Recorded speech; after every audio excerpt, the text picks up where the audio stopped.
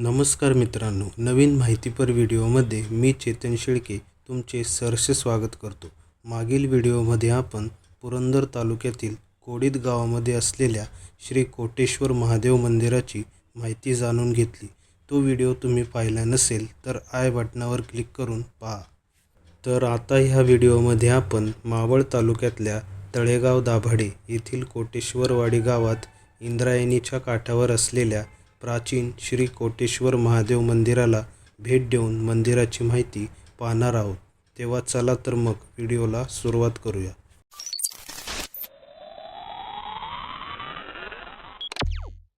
पुणे शहरापासून फक्त 35 किलोमीटर अंतरावर जुन्या पुणे मुंबई महामार्गालगत असलेल्या तळेगाव दाभाडे परिसरातील कोटेश्वरवाडी ह्या गावामध्ये इंद्रायणी नदीच्या काठावरती हे श्री कोटेश्वर शिवधाम वसलेले आहे। पुण्याहून तळेगाव दाभाडे शहरातून तळेगाव चाकण रस्त्याने पुढे गेल्यावर कोटेश्वरवाडी फाट्यावरून आत गावाकडे जाणाऱ्या रस्त्याने येथे सहज पोहोचता येते आणि गाडी थेट मंदिरापर्यंत जाते। हे शिवमंदिर लहान स्वरूपाचे असले तरी 200 वर्षांहून अधिक जुने, शांत, ऐतिहासिक आणि निसर्गरम्य परिसरामध्ये वसलेलं एक प्राचीन व सुंदर असे दगडी शिवमंदिर आहे। या मंदिराच्या नावावरूनच गावाचे नाव कोटेश्वरवाडी पडले असावे।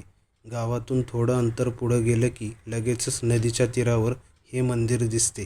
गावातून ह्या मंदिराकडे जाताना हे मंदिर अतिशय साधे वाटते, परंतु जेव्हा नदीच्या बाजूने अर्थात समोरून या मंदिराला पाहिल्यानंतर त्याची भव्यता आपल्या मनाला मंत्रमुग्ध करते। काळ्या बेसॉल्ट दगडात बांधलेले हे मंदिर साधे पण मजबूत बांधकाम दर्शवते। मंदिरावर सुंदर असे नक्षीकाम केलेले दिसते।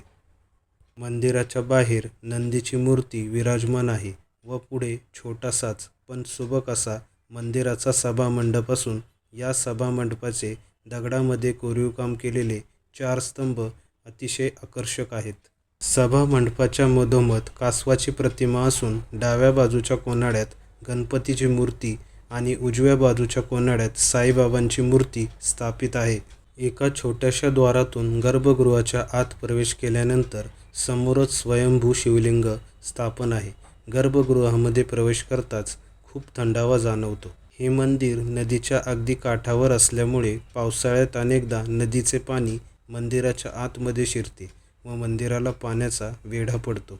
हे मंदिर शहरातील गोंगाटापासून दूर निसर्गाच्या सानिध्यात वसलेले असल्याने शांत व प्रसन्न वातावरणासाठी ओळखले जाते आणि पर्यटकांना त्याच्या ऐतिहासिक स्थापत्यशैलीमुळे आकर्षित करते।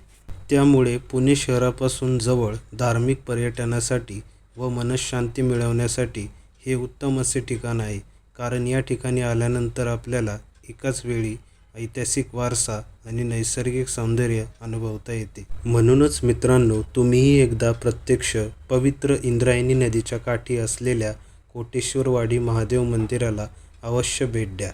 व्हिडिओ आवडला असल्यास लाईक, शेअर व कमेंट करा आणि चॅनल सबस्क्राईब करून बेल आयकॉनवर क्लिक करा, म्हणजे तुम्हाला असेच नवनवीन माहितीपर व्हिडिओज भेटत राहतील। धन्यवाद।